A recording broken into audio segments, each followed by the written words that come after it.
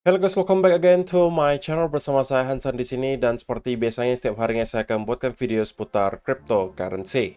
Apa kabar kalian hari ini semuanya? Semoga dalam keadaan yang baik-baik saja.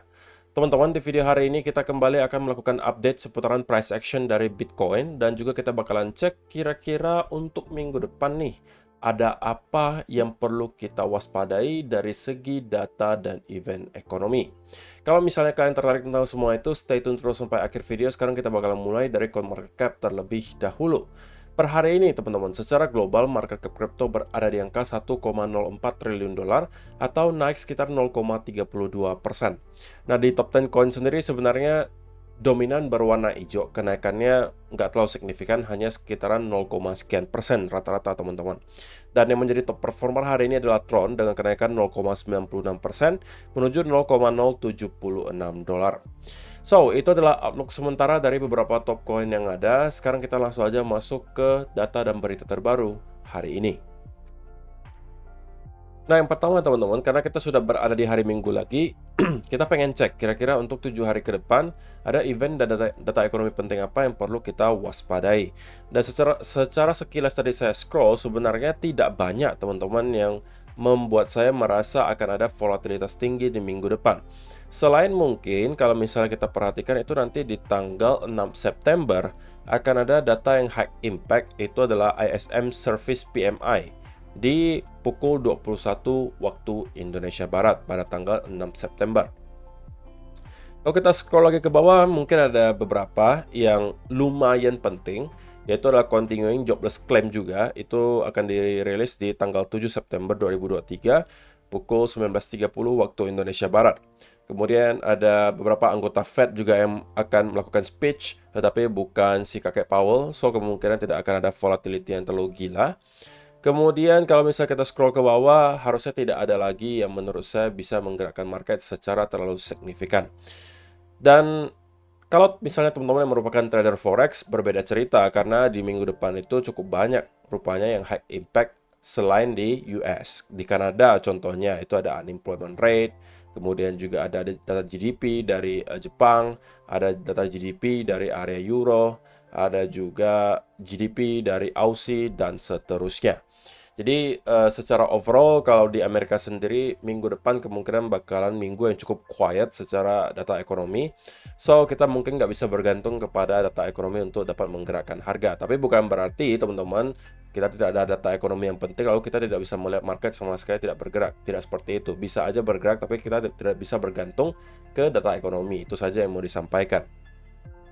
Jadi itu adalah beberapa data ekonomi yang perlu kita waspadai untuk minggu depan. Tidak ada yang terlalu ekstrim, hanya mungkin ada beberapa yang lumayan bisa menghasilkan impact.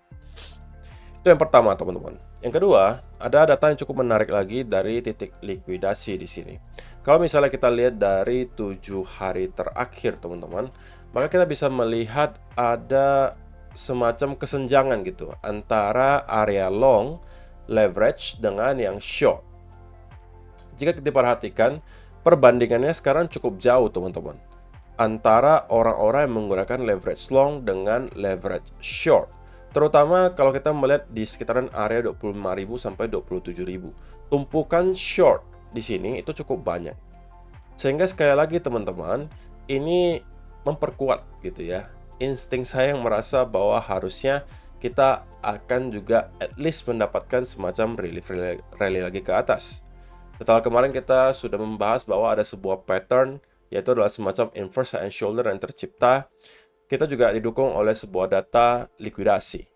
Yang walaupun kalau kita lihat dari arah long itu juga sebenarnya ada teman-teman di sekitaran area 25.700 sampai 25.000 dolar, tapi sisanya tidak terlalu banyak gitu ya. Jadi kalaupun didorong ke bawah mungkin hanya akan sampai 25 ribuan.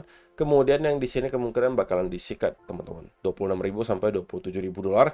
Itu rupanya banyak tumpukan likuidasi dari arah short. Sehingga jika kita bisa melihat Bitcoin terus merangkak naik, maka sedikit banyak kita juga bisa expect akan ada semacam terjadi short squeeze ya, teman-teman. Apalagi kalau misalnya kita bisa mendorong hingga di atas 27.500, itu akan ada beberapa tumpukan likuidasi berikutnya yang mungkin tertumpuk sampai ke sekitaran area 29.000 dolar. So, itu adalah yang kedua, teman-teman. Dan juga ini adalah sebuah statement yang cukup bold dari Bitcoin News. Saya nggak double check, tetapi mungkin teman-teman bisa lihat. Katanya nih, for the first time in history, Bitcoin withdrawals from exchanges have surpassed deposits for 3 consecutive months. Self-custody is on the rise. Jadi, yang mau disampaikan di sini adalah untuk pertama kalinya dalam sejarah. Ini katanya ya teman-teman. Bitcoin withdrawal dari exchange itu selalu melebihi yang melakukan deposit ke dalam exchange selama 3 bulan berturut-turut. Dan ini tidak pernah terjadi sebelumnya, teman-teman.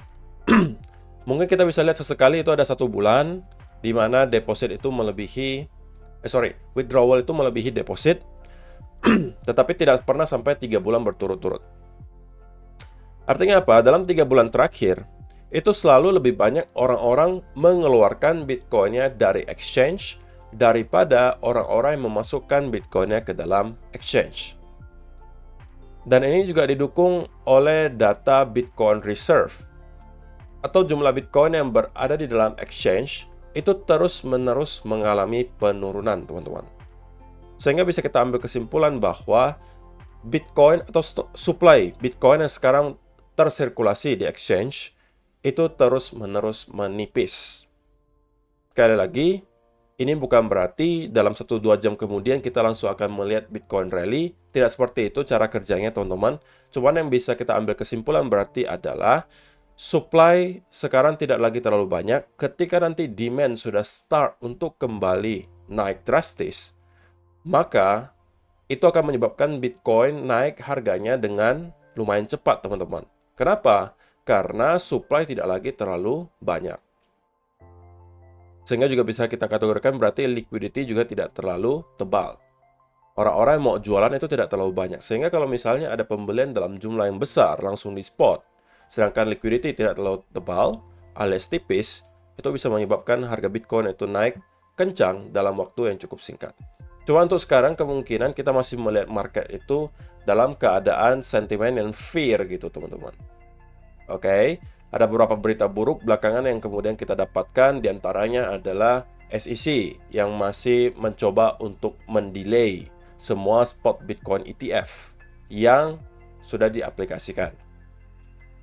Kemudian keadaan ekonomi di China yang masih simpang siur. Keadaan ekonomi di US, kebijakan dari The Fed yang masih juga dipantau dekat oleh para investor. Apakah kemudian The Fed masih akan perlu untuk menaikkan suku bunga atau tidak? Dan seterusnya. Sehingga dengan adanya beberapa akumulasi hal-hal tersebut, market kemungkinan masih dalam keadaan fear dan banyak orang yang mungkin masih menunggu dan tidak berani berbuat apapun. Sehingga untuk demand juga sekarang tidak terlalu tinggi, tapi supply juga tidak naik, teman-teman. Sehingga kita bisa katakan sebagai netral lah. Dan itu juga ditunjukkan di chart, teman-teman, di mana kita cenderung sideways selama berbulan-bulan terakhir. Oke, so itu adalah beberapa data dan berita hari ini, teman-teman. Sebelum kita masuk ke dalam chart, ada pesan sponsor dulu yang mau lewat berikut ini. Kalian selalu ragu ketika mau membuka posisi karena trading plan kalian ambigu? Kalian sering juga membiarkan emosi kalian mengambil kontrol ketika kalian masuk ke sebuah posisi? Apakah kalian korban dari semua hal yang baru saja saya sebutkan, yang menyebabkan kemudian hasil trading kalian kurang memuaskan? Jika memang benar, kemungkinan chart prime bisa menjadi salah satu solusi untuk kalian. Karena teman-teman, di sini mereka menyediakan jasa indikator yang bisa kalian pakai dan ditenagai oleh algoritma sehingga mereka bisa memberikan beberapa fitur yang akan saya jelaskan di sini. Kalau saya pribadi setelah melakukan beberapa trial dan error, akhirnya saya temukan satu teknik yang saya sukai dan tidak ambigu sama sekali, teman-teman. Saya akan jelaskan apa itu, tapi pada intinya Chart Prime merupakan salah satu platform yang menyediakan jasa di mana dia menyediakan beberapa indikator yang bisa kalian pakai, di antaranya Market Dynamic Pro, Market Oracle Pro, dan juga Prime Oscillator Pro. Kalau yang kalian lihat di layar ini, dua yang saya pakai, Market Oracle Pro dan juga Prime Oscillator Pro. Dengan settingan, kalau Market Oracle Pro itu adalah saya settingnya untuk signal mode-nya itu trend plus reversal. Dan juga di sini saya checklist reversal up dan juga reversal down. Sisanya tidak ada saya ubah settingannya. Tetapi kalau misalnya kalian pengen yang lain, di sini settingannya sangat banyak, jadi kalian bisa lakukan trial dan error sembari mencoba kira-kira setup atau cara trading mana yang paling cocok untuk kalian. Nah, kenapa saya katakan ini bisa menyelesaikan masalah di mana kalian tidak akan ambigu ketika mengambil posisi, karena di sini mereka langsung akan print di chart. Misalnya saya ambil teknik reversal, padukan antara teknik reversal di sini dan juga Prime Oscillator Pro, di mana saya hanya akan masuk ke sebuah posisi apabila mereka memberitahu saya ada indikasi akan ada reversal, tetapi saya tambahkan juga dengan confluence apabila Prime Oscillator Pro di sini menunjukkan area overbought atau oversold, atau yang ketiga ada divergence. Contohnya seperti apa, teman-teman? Contohnya adalah di sini. Jika teman-teman perhatikan, kita di sini mendapatkan ada indikasi reversal. Disertai juga Prime Oscillator Pro itu menunjukkan area oversold. Jadi, saya mempunyai dua alasan sekaligus kenapa saya bisa aja melakukan long di sini. Dan kalau misalnya kalian masuk di sini, hasilnya ternyata adalah profit. Tetapi jika teman-teman perhatikan yang di sini, ada indikator juga reversal di sini. Tetapi, jika Prime Oscillator Pro di sini tidak menunjukkan area oversold, maka saya tidak akan masuk ke posisi tersebut. Sehingga ini tidak ambigu, teman-teman. Kalian cukup melihat dua konfirmasi ini dan kalian bisa masuk. Dan kalian bisa backtest strategi ini ke chart kesayangan kalian. Kalau saya lebih senangnya itu mungkin di gold. Contoh berikutnya di sini, teman-teman. Kita kembali melihat ada indikasi reversal dan juga indikator menunjukkan area oversold. Di sini kalian bisa overbought, sorry. Kalian bisa perhatikan. Dan pada akhirnya yang terjadi adalah kita reverse, dan harusnya kalau kalian masuk di sini, kalian bisa menghasilkan cuan yang lumayan banget. Dan di sini juga sama, teman-teman. Kalau kalian lihat, ini juga saya akan masuk ke posisinya. Kenapa? Karena di sini memang kita tidak overbought, tetapi ada indikasi divergence, di mana kalian bisa melihat ada ditandai dengan garis merah di sini. Kalau di bawah, divergence-nya akan ditandai dengan garis biru atau hijau. Kalau biru itu berarti menandakan ada divergence yang berkelanjutan. Kalau hijau berarti ada satu divergence di sini. Jadi, teman-teman, kalian bisa memadukan berbagai cara yang disediakan oleh Chart Prime di sini, yang kebetulan juga lagi ada akan diskon 30% apabila kalian mendaftar dan juga bertransaksi dengan link yang sudah saya sediakan di kolom description box di bawah. Jadi kalau misalnya kalian berlangganan dan kalian menggunakan link tersebut, kalian akan dapat diskon spesial 30% untuk mendapatkan berbagai indikator yang menurut saya akan membantu kalian untuk dapat trading lebih baik. So, kalau misalnya tertarik, langsung aja cek di kolom description box di bawah. Kita lanjut ke videonya. Oke, itu dia teman-teman. Kalau misalnya kalian tertarik untuk mencoba di Chart Prime, link pendaftarannya sudah ada di kolom description box di bawah untuk diskon hingga 30%. So, sekarang kita langsung aja masuk ke chartnya Bitcoin, teman-teman. Dan kita akan langsung mulai dari 1 hour chart. Nah, seperti yang sudah saya sebutkan juga di video kemarin, teman-teman, bahwa saya masih melihat ini sebagai sebuah potensial inverse head and shoulder. Cuman memang, teman-teman, yang kita lihat sekarang adalah market itu bergerak tanpa volume. Oke, market bergerak tanpa volume.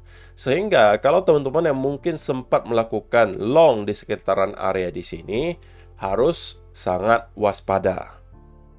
Saya tidak mengatakan ini kemudian akan langsung drop ke sini, tidak wajib seperti itu, teman-teman. Kita masih, menurut saya, valid inverse head and shoulder ini.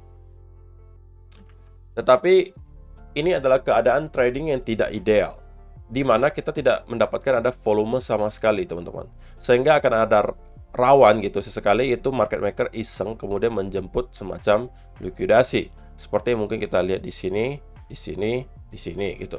Membuat semacam wick ke atas atau ke bawah untuk kemudian menjemput orang-orang yang melakukan short maupun long, terutama yang menggunakan leverage terlalu tinggi. Oke, tetapi dari segi patternnya itu inverse head and shoulder-nya masih valid. Cuma yang perlu kalian jadikan catatan adalah memang ini pergerakannya tidak terlalu sesuai ekspektasi, teman-teman. Ketika kita mendapatkan sebuah breakout, sebuah breakout, ideally itu kita mendapatkan retest dan kemudian rebound yang cukup impulsif ke atas. Ini adalah senario paling idealnya.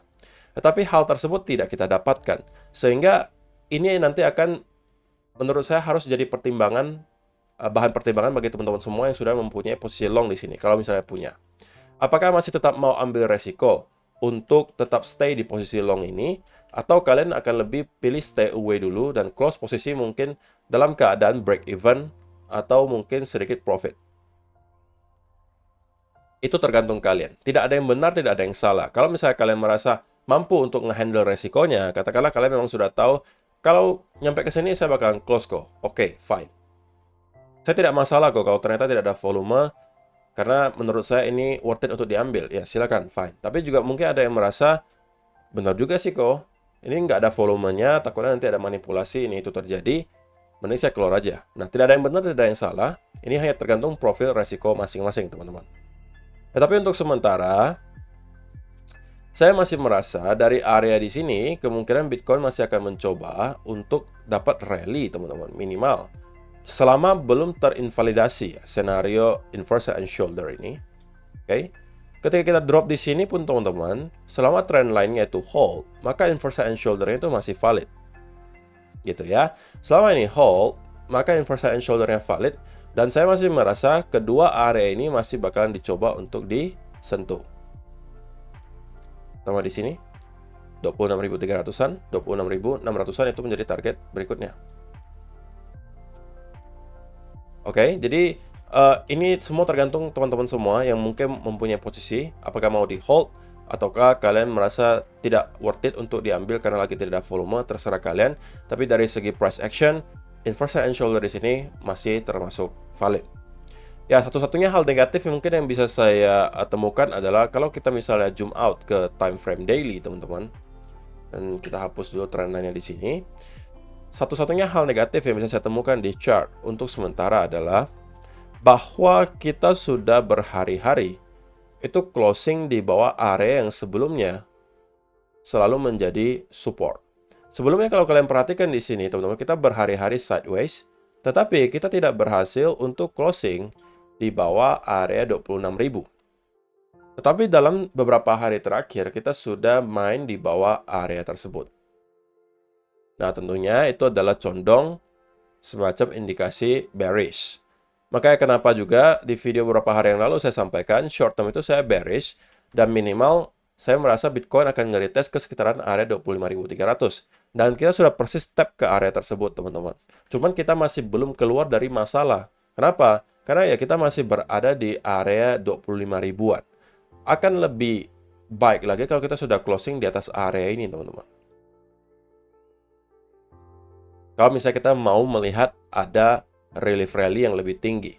Kita juga nggak bisa langsung menyampaikan bahwa ini sudah pasti bottom-nya dan kita akan kemudian rally dari sini.